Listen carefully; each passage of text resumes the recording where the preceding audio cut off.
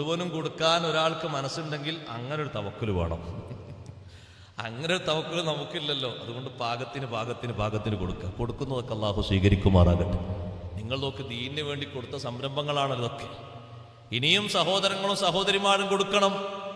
ഉസ്താദ് അവരുടെ നേതൃത്വത്തിൽ ധാരാളം പദ്ധതികൾ ഇനിയും നടക്കാനുണ്ട്. അള്ളാഹു എല്ലാം ഫത്ഹാക്കി തരട്ടെ. അള്ളാഹുവിന്റെ ദീനിന് വേണ്ടി കഴിവിന്റെ പരമാവധി പദ്ധതികൾ, ഇസ്ലാമിന്റെ പ്രസരണത്തിന് വേണ്ടി, ജനങ്ങളുടെ പുരോഗതിക്ക് വേണ്ടി സാന്ത്വനമായും അല്ലാതെയും ധാരാളം ദൗത്യങ്ങൾ നിർവഹിക്കാൻ അള്ളാഹു തൗഫീഖ് നൽകട്ടെ. നമ്മുടെ മുഴുവൻ ഉസ്താദുമാർക്കും സാദാത്തുക്കൾക്കും മശായിഖുമാർക്കും അള്ളാഹു ആഫിയത്തുള്ള ദീർഘായുസ് നൽകട്ടെ. അപ്പൊ നല്ല ബുദ്ധിയോടെ പ്രവർത്തിക്കുന്നവനാണ് അഹ്സനു അമല, ഏറ്റവും നന്നായി വർക്ക് ചെയ്യുന്ന ആള്.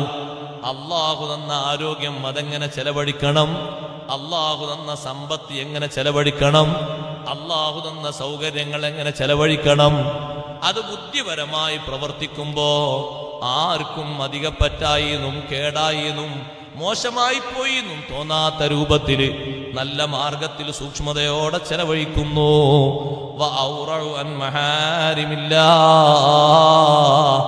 അല്ല കൊടുത്ത ദുനിയാവ്, അല്ല നിഷിദ്ധമാക്കിയ കാര്യങ്ങളിൽ നിന്ന് സൂക്ഷ്മതയോടെ കൈകാര്യം ചെയ്യണം. ദുനിയാവിൽ അല്ല നിഷിദ്ധമാക്കിയ പലതും വരും. നയാ പൈസ പോലും അല്ല ഹറാമാക്കിയതിൽ ചെലവാക്കാത്ത ആളാണ്. അല്ല നിഷിദ്ധമാക്കിയതിൽ ഒരൊറ്റ രൂപ പോലും ഒരു കാശ് പോലും ചെലവഴിക്കാതെ സൂക്ഷ്മതയോടെ ജീവിച്ച് നല്ല സൂക്ഷ്മത പുലർത്തിയ ആളാണ്. നിങ്ങൾ നോക്ക്, ഇന്ന് സങ്കടപ്പെടുത്തുന്ന വാർത്തയുണ്ട് ഉമ്മമാരെ, സഹോദരങ്ങളെ. വേൾഡ് തലത്തിൽ ഏറ്റവും കൂടുതൽ ആളുകൾ ക്യാഷ് ചെലവഴിക്കുന്നത് 2 കാര്യങ്ങൾക്ക് വേണ്ടിയാണ്. ലോകത്തുള്ള ആരോഗ്യ സംഘടന മുന്നോട്ട് വെച്ചു. ഒന്നെന്തിനാണെന്നറിയോ? സെക്സിന് വേണ്ടിയാണ്. അള്ളാഹു നമ്മളെ കാത്തിരക്ഷിക്കട്ടെ. അനാവശ്യ ദൃശ്യങ്ങൾ കാണുന്നതിനും കേൾക്കുന്നതിനുമാണ്. അല്ല നിഷിദ്ധമാക്കിയ രൂപങ്ങളിലേക്ക് നോക്കിയാൽ നമ്മളെ ഈമാനും തഖ്വയും കുറഞ്ഞു പോകും. അള്ളാഹു നിഷിദ്ധമാക്കിയ ദൃശ്യങ്ങൾ നമ്മൾ കണ്ടുപോയാൽ നമ്മുടെ ഈമാനും തഖ്വയും കുറഞ്ഞു പോകും. അല്ല നിഷിദ്ധമാക്കിയ രംഗങ്ങളിലേക്കാണ് ലോകതലത്തിൽ ഏറ്റവും കൂടുതൽ സമ്പത്ത് കുത്തൊഴുകുന്നത്. ഒന്ന് സെക്സിന്റെ മാർഗത്തിലാണ്, മറ്റൊന്ന് ലഹരിയുടെ മാർഗത്തിലാണ്. അല്ലാഹു കാത്തുരക്ഷിക്കട്ടെ. രണ്ടും ദുരന്തമാണ്. ഞാൻ പറയട്ടെ, ഓൺലൈൻ ഉപയോഗിക്കാൻ ആവശ്യമുള്ളവർ ആവശ്യത്തിന് മാത്രം ഉപയോഗിക്കുക. അതിലപ്പുറത്ത് അനാവശ്യ ഉപയോഗമുണ്ടോ? ഉണ്ട്. അവിടെ നിയന്ത്രിക്കാൻ കഴിയുന്നവനാണ് ഏറ്റവും നല്ല ബുദ്ധിമാൻ. അഹ്സനു അമല. ഒരു കാശും ചെലവഴിച്ച് അവൻ സിനിമ കാണുന്നില്ല, സീരിയൽ കാണുന്നില്ല, നാടകം കാണുന്നില്ല, അതുപോലെ തന്നെ മ്യൂസിക്കുള്ളൊരു പാട്ടും കേൾക്കുന്നില്ല. അനാവശ്യ ദൃശ്യങ്ങൾ സ്വീകരിക്കുകയോ പകർത്തിക്കൊടുക്കുകയോ മറ്റുള്ളവരിൽ നിന്ന് ഷെയർ ചെയ്യുകയോ ഒന്നും ചെയ്യാതെ ജീവിക്കുന്നവനാണ്. അതിനുവേണ്ടിയല്ലേ ഒരു മാസം ഒരു പക്ഷേ ആയിരക്കണക്കിന് 10,000-കണക്കിന് രൂപ ചെലവഴിക്കുന്നത്. നമ്മുടെ നാട്ടിൽ ജനങ്ങളൊക്കെ ഞെരുങ്ങി താമസിച്ചൊരു ഘട്ടമുണ്ട്. 2 വർഷക്കാലം മറക്കാറായിട്ടില്ലല്ലോ. ആ 2 വർഷത്തിൽ ഏറ്റവും കൂടുതൽ സമ്പത്ത് പോയത് എങ്ങോട്ടാണെന്നറിയോ? ഓൺലൈനിലേക്ക് വേണ്ടിയാ പോയത്. ഏത് വകുപ്പിലാ പോയത് എന്നും കൂടി അറിയണം. ഏത് വകുപ്പിലാ പോയത്? വഅദ് കേൾക്കാനാണോ? അല്ല.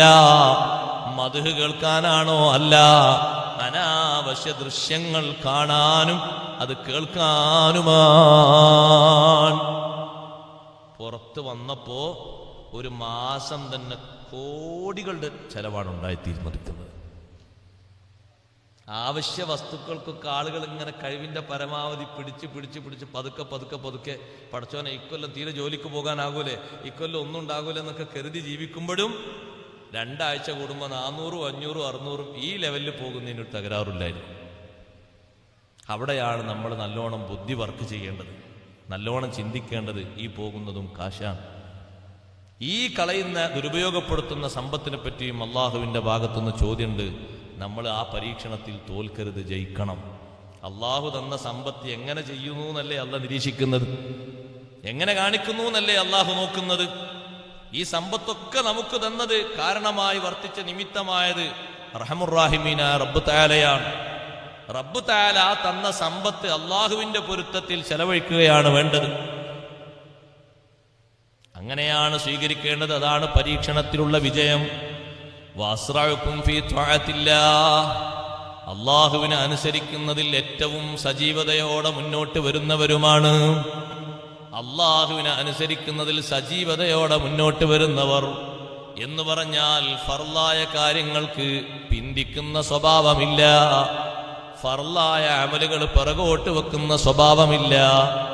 എത്ര ഫംഗ്ഷനുകളാണെങ്കിലും സൽക്കാരങ്ങളാണെങ്കിലും സദ്യകളാണെങ്കിലും സദസ്സുകളാണെങ്കിലും അള്ളാഹു നമുക്ക് കാരണമാക്കി വെച്ച ഫർളായ ബാധ്യതകളില്ലേ, പെട്ടെന്ന് നിർവഹിച്ച് മുന്നോട്ട് നീങ്ങുക. അള്ളാഹു തൗഫീഖ് തരട്ടെ.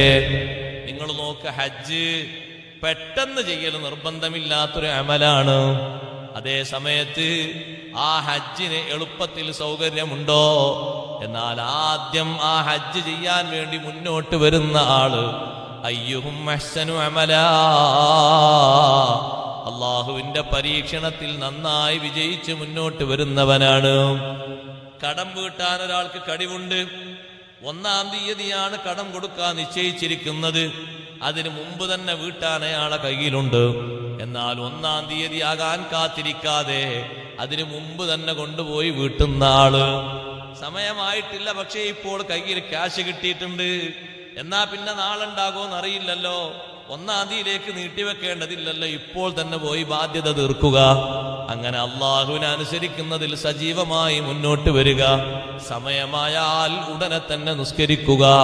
കാരണം ആ സമയം നിസ്കാരത്തിന് ബാധ്യതയായിട്ട് പെരടിയിൽ വന്ന് ഭൂമിയിൽ നിസ്കരിക്കാനുള്ള കാലം ഞാൻ ജീവിച്ചിട്ട് അതിനുശേഷം ഞാനങ്ങ് നഷ്ടപ്പെട്ടു പോയാൽ, രോഗിയായി കിടപ്പിലായി പോയാൽ, നിർവഹിക്കാനുള്ളൊരു സമയം തന്നിട്ടും ഞാൻ അതിലേക്ക് സജീവതയോടെ മുന്നോട്ട് വന്നില്ല എന്നൊരു തകരാറ് വരാൻ പാടില്ല. പ്രത്യേകിച്ച് സുബ്ഹി നിസ്കാരം ഒരിക്കലും വൈകിക്കാതെ മുന്നോട്ട് നീങ്ങണം. ഇപ്പോഴും നിങ്ങൾ നോക്ക്, പലരുടെയും മൊബൈൽ ഫോണും അവരെ വാച്ചും ഒക്കെ ബെല്ലടിക്കുന്നത്, അലാരം മുഴങ്ങുന്നത് 6 മണിക്ക് 5:45 5:45 അലാരം മുഴങ്ങി ഉറക്കൊക്കെ മാറ്റിയവർ എഴുന്നേറ്റ് പ്രാഥമിക കർമ്മങ്ങളൊക്കെ നിർവഹിച്ച് മുസല്ലയിലേക്ക് നിൽക്കുമ്പോഴേക്ക് ഉദയത്തിന്റെ സമയമായി പോകുന്നു. കാരണം അവരുടെ കർമ്മങ്ങളൊക്കെ കഴിഞ്ഞിങ്ങനെ വന്ന് നിൽക്കുമ്പോഴേക്ക് സമയം തീർന്നുപോയി.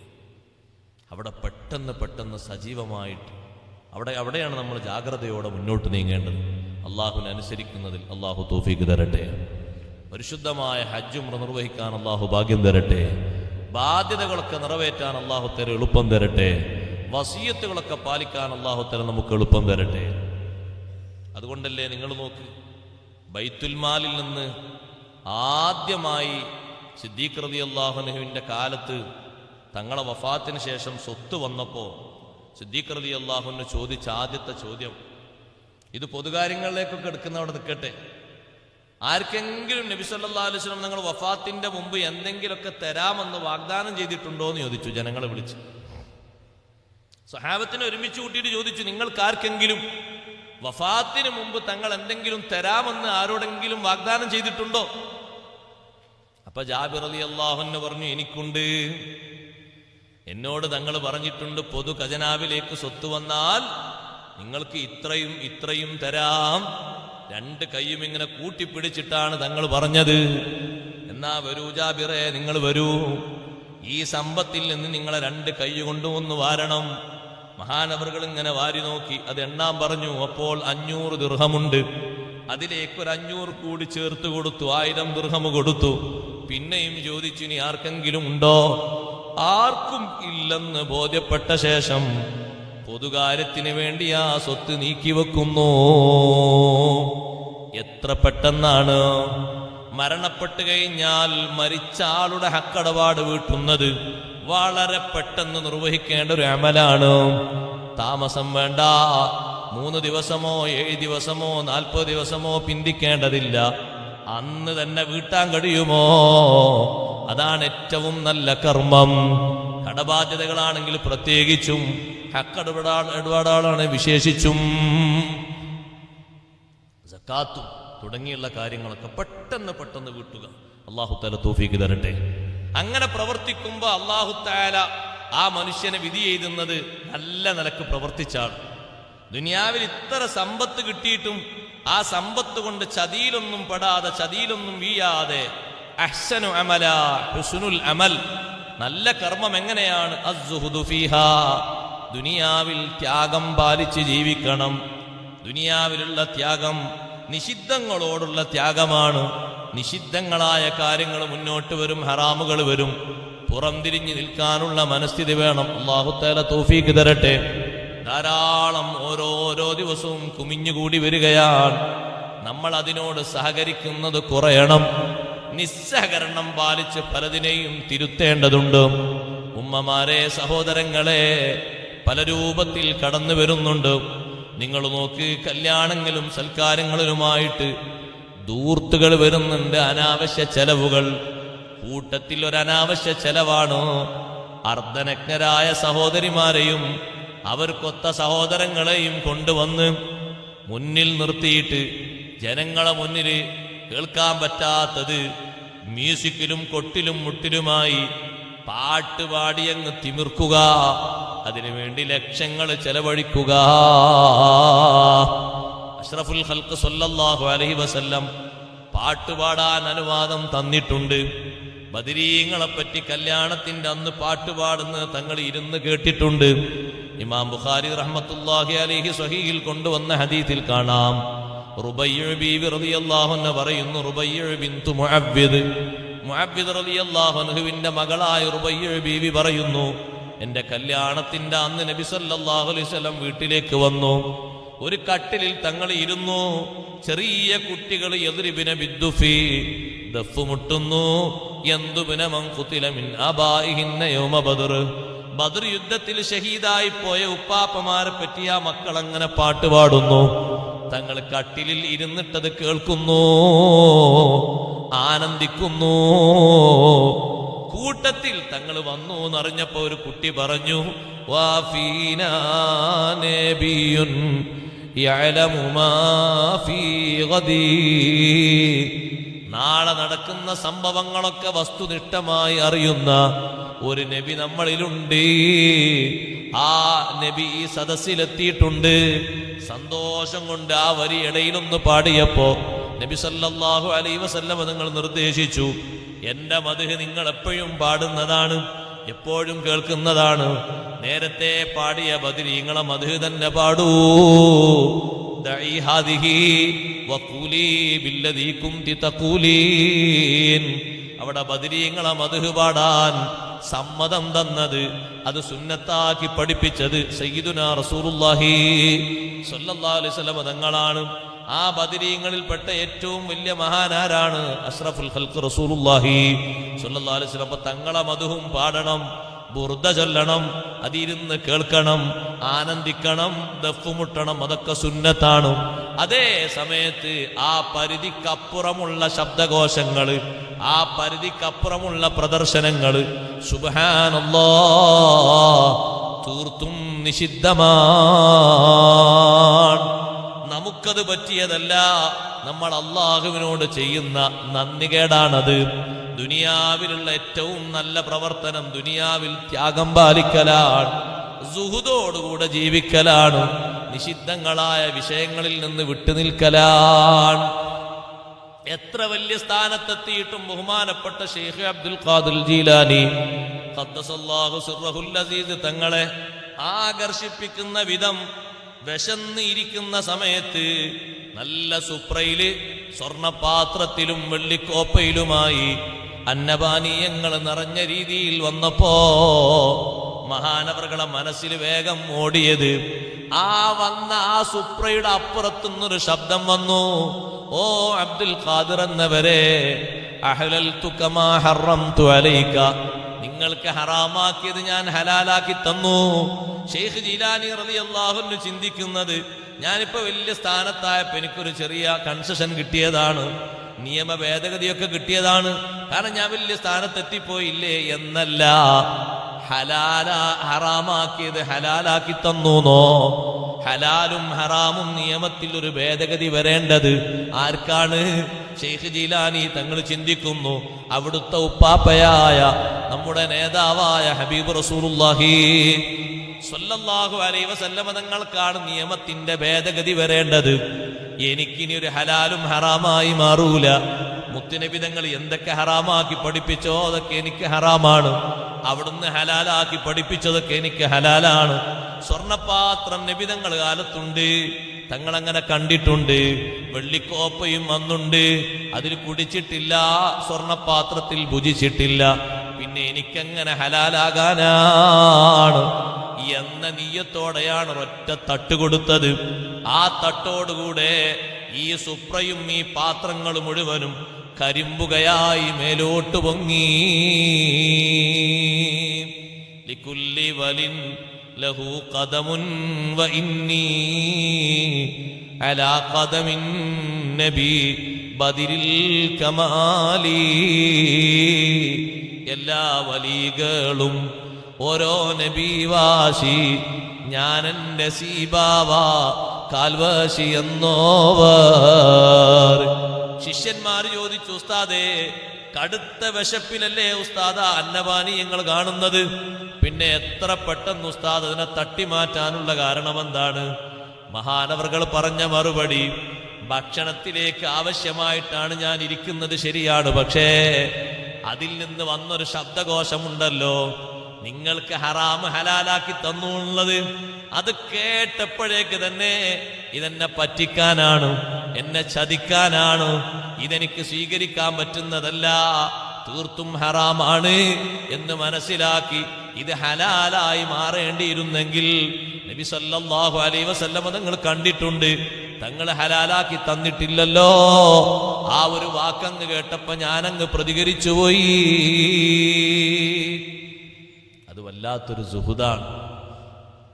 അത്രയും കടുത്ത വിശപ്പ് എന്ന് പറഞ്ഞാൽ മുന്നിൽ വന്നിരിക്കുന്ന ഏതെങ്കിലുമൊക്കെ ചെറിയ ചെറിയ വസ്തുക്കളുടെ ശവങ്ങളൊക്കെ ഉണ്ടെങ്കിൽ അതൊക്കെ തിന്നൽ ഹലാലായി തീരുന്ന ഒരു പരിവേഷത്തിലാണ് ഇരിക്കുന്നത്.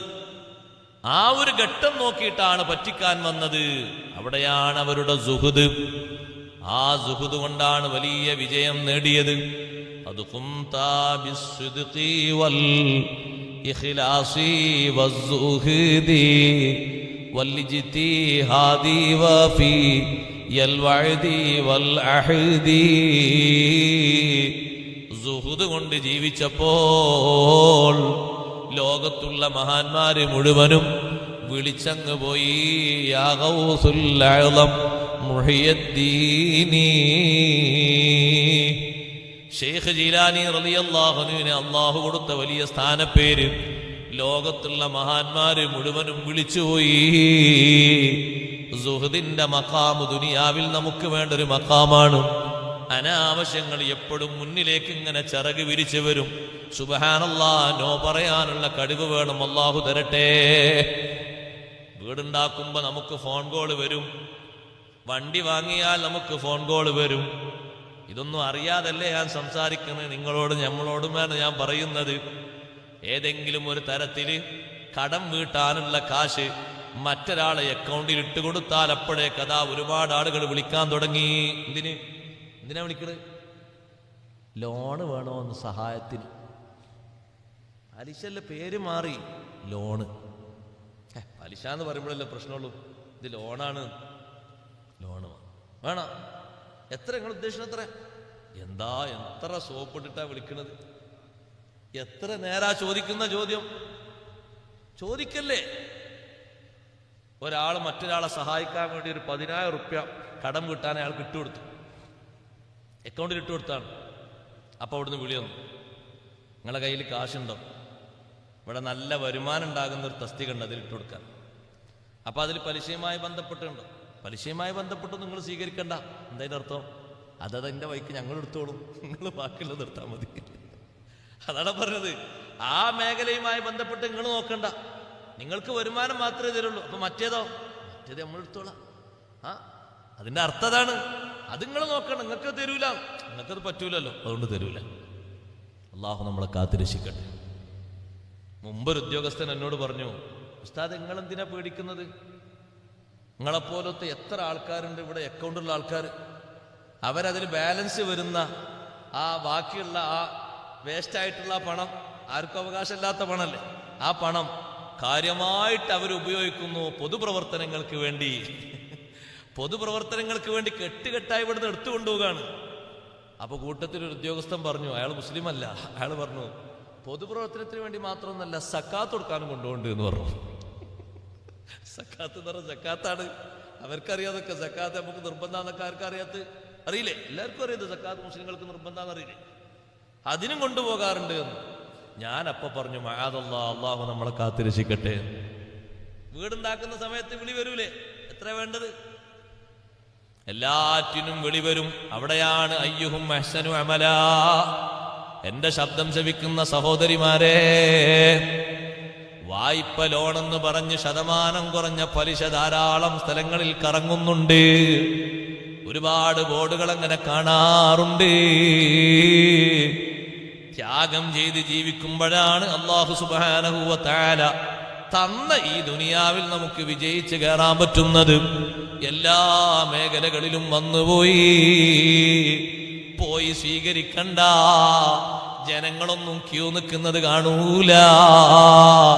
ഒന്ന് ബട്ടണമർത്തിയാൽ നമ്മളെ അക്കൗണ്ടിലേക്ക് അങ്ങനെ വന്നു ചേരുകയാണ്. പഴയ കാലത്തെ പോലെ അത് കൊടുക്കുന്ന സ്ഥലത്ത് പോയി വരിയിൽ നിന്നിട്ടൊരു ബുദ്ധിമുട്ട് ഇന്നില്ല. ഇന്ന് ത്യാഗം പാലിക്കൽ കൂടുതൽ വേണം. ഇങ്ങോട്ട് അയച്ചു തരികയാണ്, അഡ്രസ്സും കാര്യങ്ങളും വിട്ടുകൊടുത്താൽ മതി, ഒരൊറ്റ നമ്പർ അയച്ചു കൊടുത്താൽ മതി, അവരിങ്ങോട്ട് വിട്ടുതരികയാണ്. പിന്നെ നമുക്ക് ഇഷ്ടം പോലെ ATM ഒന്ന് വലിച്ചാൽ മതി. ATM ഒന്ന് ഏതാ വലിക്കുന്നത് എന്ന് ആൾക്കാർക്ക് അറിയില്ലല്ലോ. അപ്പൊ ഇഷ്ടം പോലെ ഒഴുകുന്നു, ചൂഷണോപാധികമായി ഇഷ്ടം പോലെ ഒഴുകുന്നു. ദുനിയാവിൽ പെട്ടെന്ന് മുതലാളിയാകണമെന്ന് ചിന്തിക്കുന്ന ആളുകൾ ചെയ്യുന്നത് നോക്ക് നിങ്ങൾ. നിഷിദ്ധമായ ശൈലികളാണ് കൂടുതലും. അതിൽ ചെറിയ ആ കുട്ടികളും ആണുങ്ങളും പെണ്ണുങ്ങളും വരെ പ്രതി ചേർക്കപ്പെട്ടു പോയില്ലേ? നമ്മൾ വായിച്ചില്ലേ? ലക്ഷങ്ങൾ കോടികൾ വില വരുന്ന ലഹരി വസ്തുക്കൾ വിൽക്കാൻ വേണ്ടി സുബ്ഹാനല്ലാഹ് വേഷം ധരിച്ച് ഇറങ്ങിപ്പോയി. ആ കുട്ടിയുടെ ലക്ഷ്യം എന്താണെന്നറിയോ? ഒരു വർഷം കൊണ്ട് എനിക്ക് 2-3 കോടികളുടെ ഉടമസ്ഥയാകണം. അതിനാണ് ഒരു വർഷം കൊണ്ട് കോടിപതിയാകണം. അതിന് കൂലിപ്പണിയെടുത്താൽ കഴിയോ? അതിന് ഏറ്റവും നല്ലത് ഈ 4 അക്ഷരമുള്ളതാണ്, വിറ്റാൽ മതി. അതിപ്പോ നിങ്ങളാ പറയണ മുസ്കിറൊന്നുമല്ല, മസ്തൊന്നല്ല, പേര് മാറിയില്ലേ? പേര് മാറിയ പിന്നൊക്കെ മാറിയില്ലേ? അതൊരു പുതിയ സംഘടന. അപ്പോ പുതിയ രൂപത്തിലുള്ള പേര് മാറുന്നത് വിൽക്കുക. അത് വിൽക്കാൻ വേണ്ടി ഏത് മാർഗങ്ങളും സ്വീകരിക്കുക. സ്ത്രീകളും പുരുഷന്മാരും അകപ്പെട്ടു പോയിരിക്കുന്ന രംഗം നോക്ക് നിങ്ങൾ. അള്ളാഹു നമ്മളെ കാത്തിരക്ഷിക്കട്ടെ. അതിനേക്കാളും വിറ്റയിക്കപ്പെടുന്ന ഒന്നാണ് അനാവശ്യ രൂപങ്ങൾ. അനാവശ്യ രൂപത്തിലുള്ള അനാവശ്യ രൂപത്തിലുള്ള കാണാനും കേൾക്കാനും പറ്റാത്ത രൂപത്തിലുള്ള തരത്തിലുള്ള ഒരു മനുഷ്യന് നോക്കി നിന്നാൽ ഒരു ചെറിയ മാന്യതയുള്ളവന് അറപ്പുളവാക്കുന്ന രീതിയിലുള്ള സെക്സ് മാത്രമുള്ള, അനാവശ്യങ്ങൾ മാത്രം സംസാരിക്കുന്ന, രൂപഭാവങ്ങൾ മാത്രം കാണിക്കുന്ന വീഡിയോകൾ ലോകത്ത് ഏറ്റവും കൂടുതൽ വിറ്റയിക്കപ്പെടുന്നു. അതിനും വേണ്ടി കാശ് ചെലവഴിക്കപ്പെടുന്നു. അല്ലെങ്കിൽ അതാ കൊട്ടേഷൻ സംഘങ്ങളിൽ മെമ്പറായി ചേർന്ന് 1-2 ആളുകളെ കശാപ്പ് ചെയ്യുമ്പോഴേക്ക് കീശയിലേക്ക് കാശ് വന്നുപോയി 10 ലക്ഷം. അപഹരിക്കുന്ന രൂപവും തസ്കര രൂപവും വർദ്ധിച്ച് വരികയാണ്. ദുനിയാവിലുള്ള സുഹൃദാണ്. ഇതിനോടൊക്കെ പുറംതിരിഞ്ഞു നിൽക്കാനുള്ള സുഹൃദ് അള്ളാഹു നമുക്ക് നൽകുമാറാകട്ടെ. നമ്മെ അള്ളാഹു സഹായിക്കുമാറാകട്ടെ.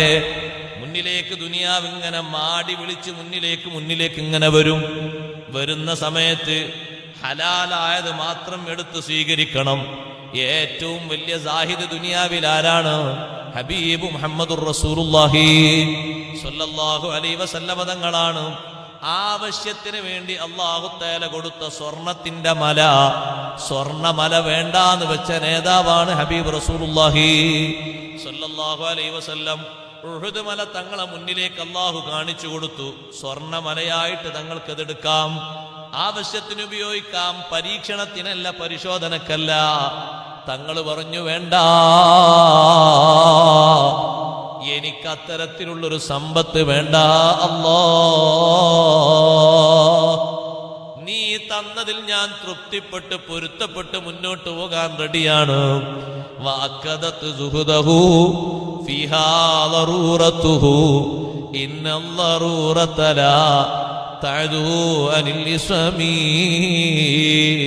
അഷ്റഫുൽ ഖൽഖ് സല്ലല്ലാഹു അലൈഹി വസല്ലം തങ്ങളുടെ ത്യാഗം എത്രമാത്രം വലിയ ത്യാഗമാണ്, സ്വഹാബത്തിന്റെ ത്യാഗം എത്രമാത്രം വലിയ ത്യാഗമാണ്.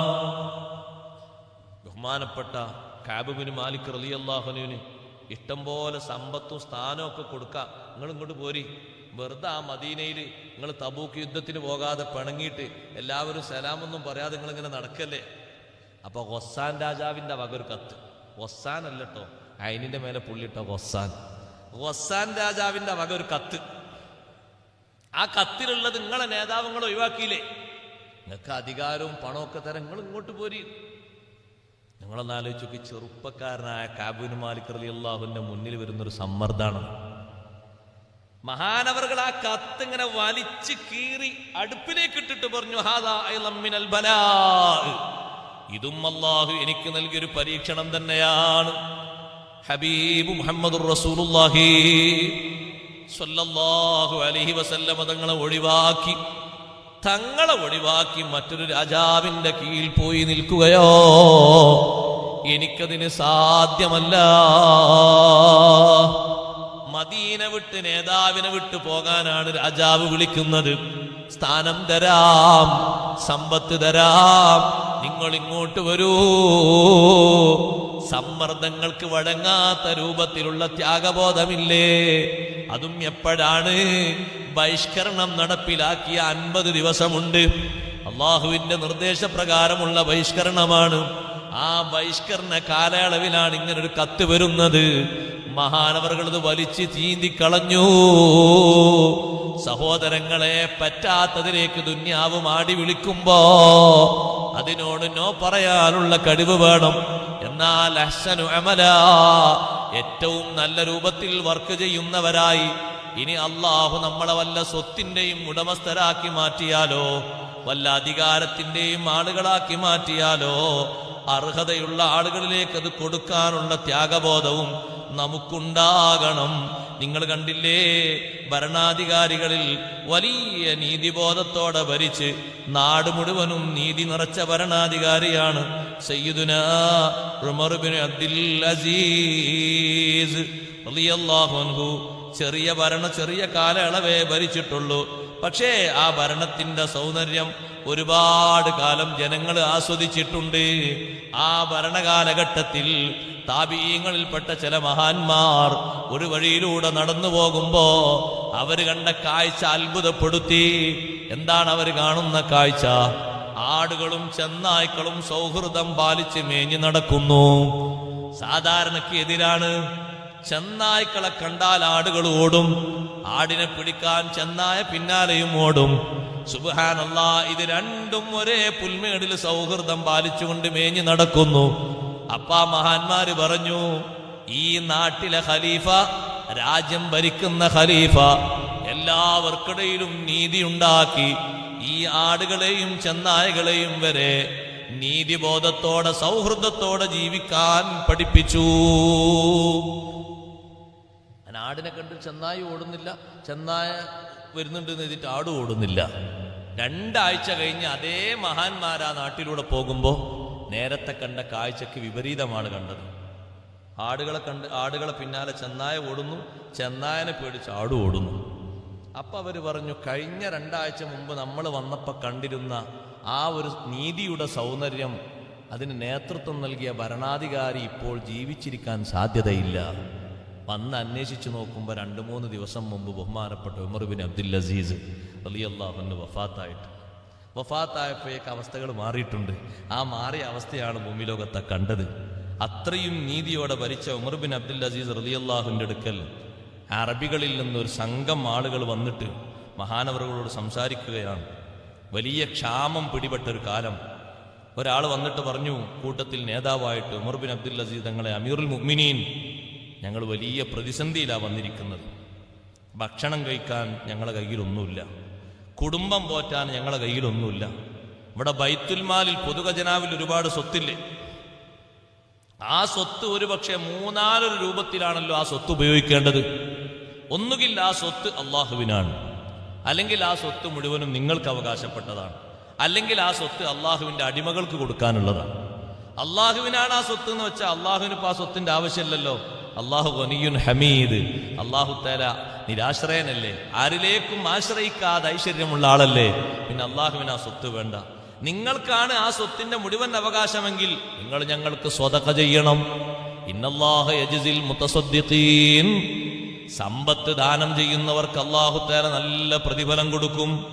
അതല്ല, അള്ളാഹുവിന്റെ അടിമകൾക്ക് കൂടി അവകാശപ്പെട്ട സ്വത്താണ് ബൈത്തുൽ മാലിലെ സ്വത്തെങ്കിൽ അവർക്കുള്ള വിഹിതങ്ങൾ അവരുടെ ഓരോരുത്തരുടെയും തോതനുസരിച്ച് കൊടുക്കണം.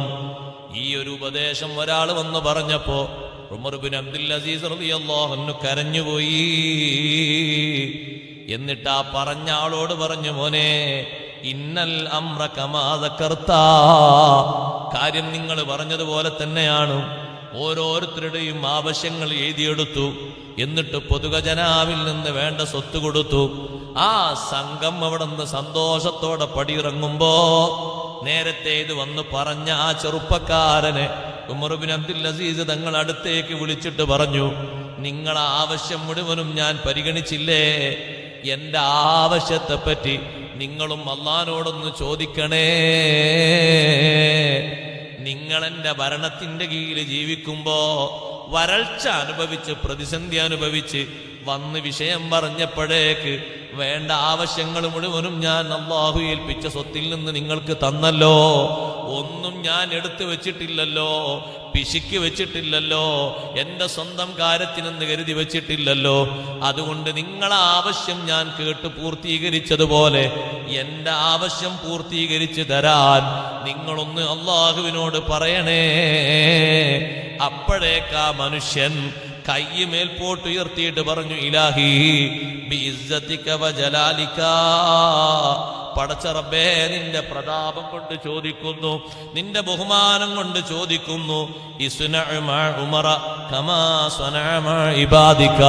ഉമർ ഇബ്നു അബ്ദുൽ അസീസ് തങ്ങൾക്ക് ആ മഹാനുഭാവൻ നിന്റെ അടിമകളായ ഞങ്ങളോട് സ്വീകരിച്ച നിലപാട് പോലെ മഹാനവർകൾക്ക് വേണ്ടതൊക്കെ നീ ചെയ്തു കൊടുക്കണേ അല്ലാഹ്. അദ്ദേഹത്തിന്റെ ചോദ്യം തീരുന്നതിന്റെ മുമ്പ് തന്നെ നല്ല മഴയങ്ങ് വർഷിച്ചു. ആ മഴ വർഷിച്ചപ്പോൾ വലിയ വലിയ ഹിമക്കട്ടകൾ, ജനങ്ങൾ എടുത്ത് ഭക്ഷിക്കുന്ന നല്ല നല്ല മഞ്ഞുകട്ടകൾ താഴോട്ട് വീണു. താഴോട്ട് വീണ ആ മഞ്ഞുകട്ടയിൽ ഒരു ഭാഗത്ത് മഞ്ഞുകട്ട വീണപ്പോൾ ഒരു പാത്രത്തിന്റെ ഒരു ഭാഗം, മഞ്ഞുകട്ടയായിട്ടൊരു പാത്രം വീണപ്പോ അതിന്റെ ഒരു ഭാഗം പൊട്ടിപ്പോയി. അതിൽ നിന്നൊരു കടലാസ് പുറത്തേക്ക് വന്നു. ആ കടലാസ് ജനങ്ങൾ എടുത്തു നോക്കുമ്പോ ഹാദിഹി ബറാഅത്തും മിനല്ലാഹിൽ അസീസ് ഇലാ ഉമർ ബിൻ അബ്ദുൽ അസീസ് മിനന്നാർ. ജനങ്ങൾക്ക് വേണ്ടി അല്ലാഹു കൊടുത്ത സമ്പത്തിൽ നിന്ന് ആവശ്യം പോലെ എടുത്തു വെക്കാതെ ചെലവഴിച്ചത് കൊണ്ട് ഉമർ ബിൻ അബ്ദുൽ അസീസ് തങ്ങൾക്ക് നരകത്തിൽ നിന്നുള്ള മോചനപത്രമാണ്.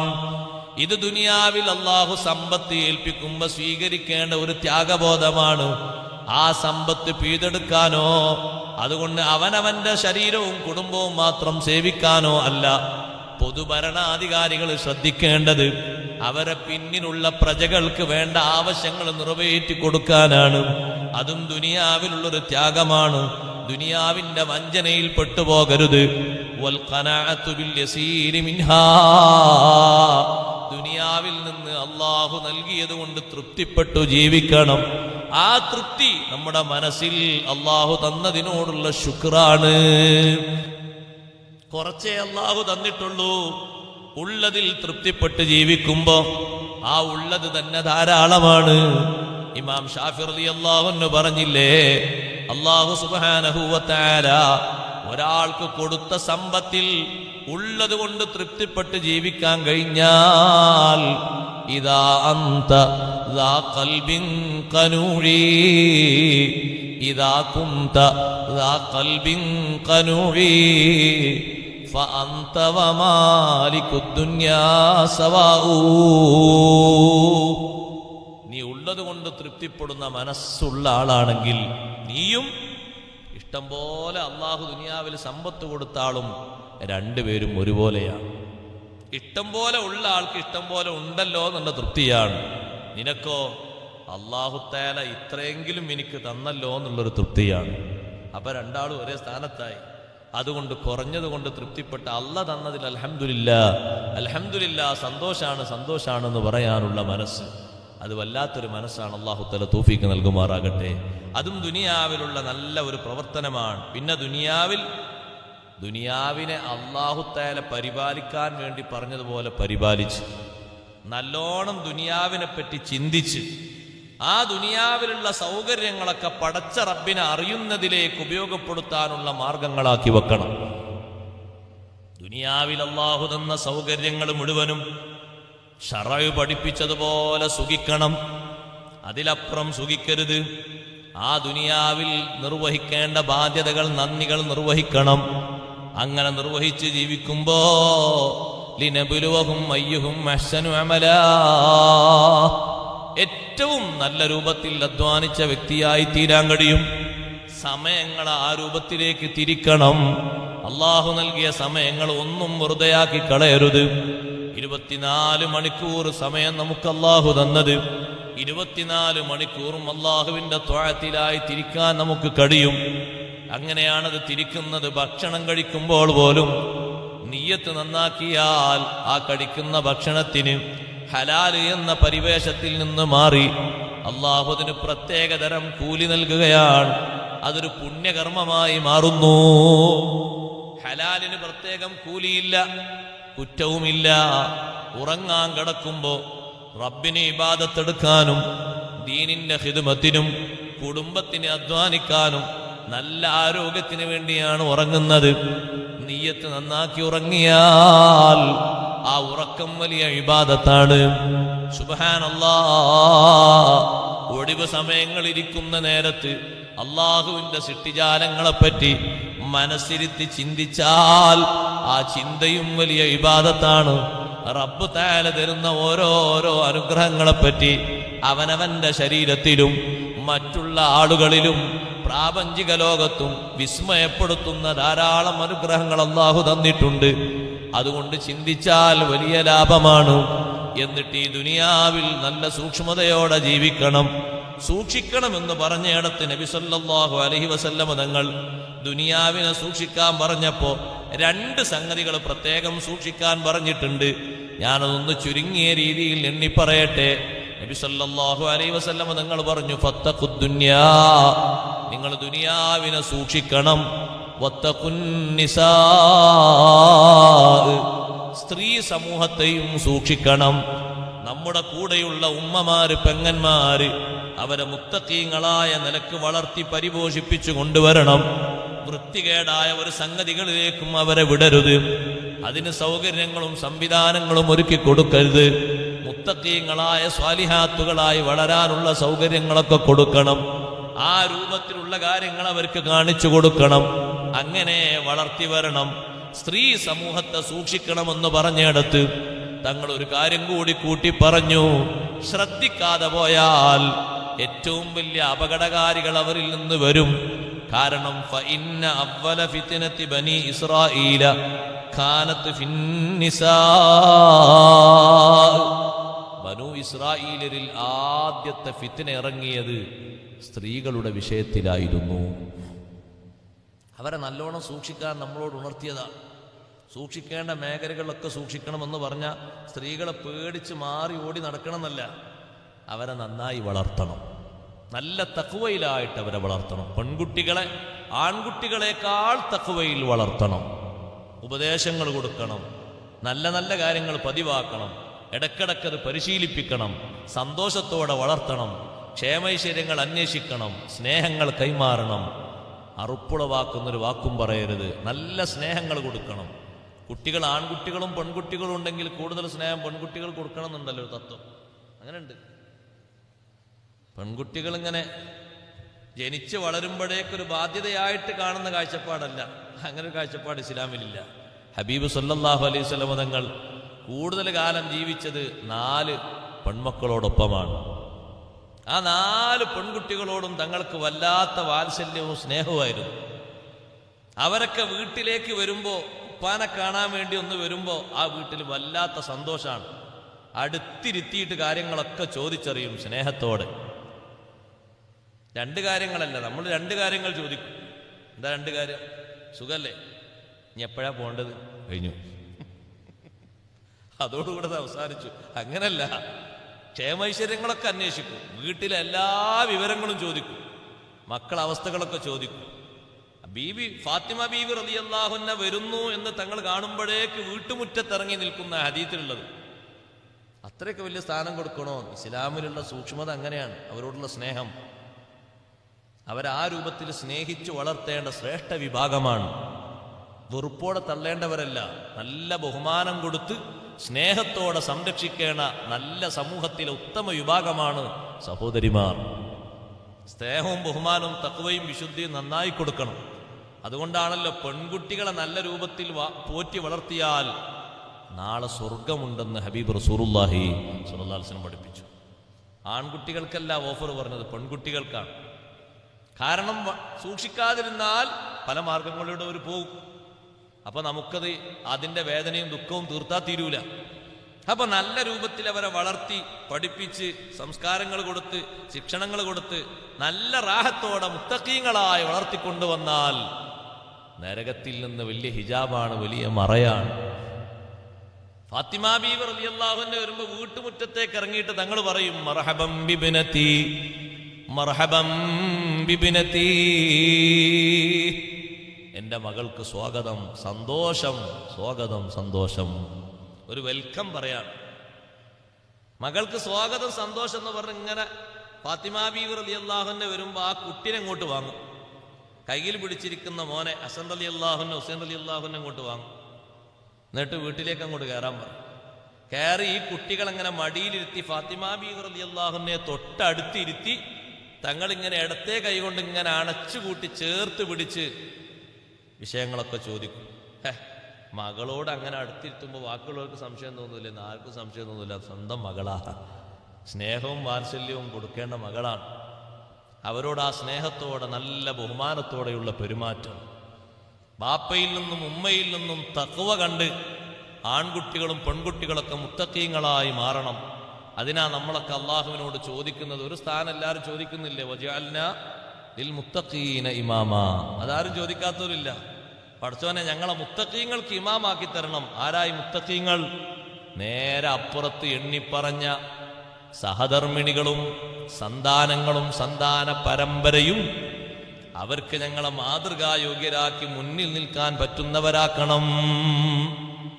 അപ്പൊ നമ്മൾ അവരെ മുന്നിൽ നിൽക്കുമ്പോൾ ഇവരൊക്കെ നല്ല മുത്തഖീങ്ങളായി മാറും. ബനു ഇസ്രായേലിൽ നിങ്ങൾ കണ്ടില്ല, ആദ്യത്തെ ഫിത്ന എന്ന് പറഞ്ഞാൽ ചെറിയ ഫിത്നല്ല. ശ്രദ്ധിക്കാതെ നിന്നപ്പോ മൂസാ നബി അലൈഹിസ്സലാം ജനങ്ങളോട് പറഞ്ഞു, ഒരു ക്യാമ്പ് നടന്നുകൊണ്ടിരിക്കുകയാണ്. ആ ക്യാമ്പിലുള്ള ആളുകളോട് പറഞ്ഞു, അള്ളാഹുവിൻ്റെ നിർദ്ദേശമുണ്ട്, അന്യ സ്ത്രീകളിലേക്ക് നിങ്ങൾ നോക്കരുത്. നിങ്ങൾക്ക് നോക്കാൻ പരിമിതപ്പെട്ട ആളുകളുണ്ട്, അംഗങ്ങളുണ്ട്, അവരെ നോക്കണം. അവർക്ക് നിങ്ങളിൽ നിന്ന് അല്ലാഹുത്തആല ഇണയാക്കി തരുന്ന, അല്ലാഹുത്തആല നിർദ്ദേശപ്രകാരം ഇണയാക്കി തരുന്ന ഇണകളുമായി നിങ്ങൾക്ക് സുഖിക്കാം, നിങ്ങൾക്ക് സല്ലപിക്കാം, സൗകര്യങ്ങളൊക്കെ നടത്താം. അതല്ലാത്ത അന്യ സ്ത്രീകൾ പോകുമ്പോൾ അവർ എത്ര തുറന്നിട്ടാണ് പോകുന്നതെങ്കിലും നിങ്ങൾ നോക്കരുത്, ആകർഷിക്കരുത്, കിന്നാരം പറയരുത്. അള്ളാഹുവിൻ്റെ അദാബ് വരും, നല്ലോണം ശ്രദ്ധിക്കണം എന്ന് മൂസാ നബി അലൈഹിസ്സലാം ഓർമ്മപ്പെടുത്തി. 70,000 ആളുകളുണ്ടൊരു ക്യാമ്പിൽ.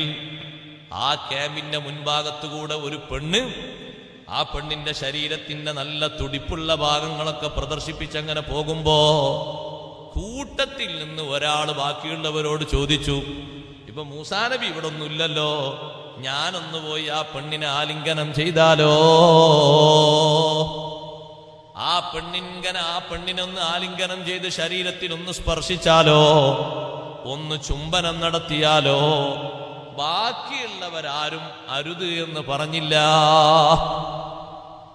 പിടിച്ചു വെച്ചിരുന്നെങ്കിൽ അങ്ങനെ ഒരു അദാബ് സംഭവിക്കൂലായിരുന്നു.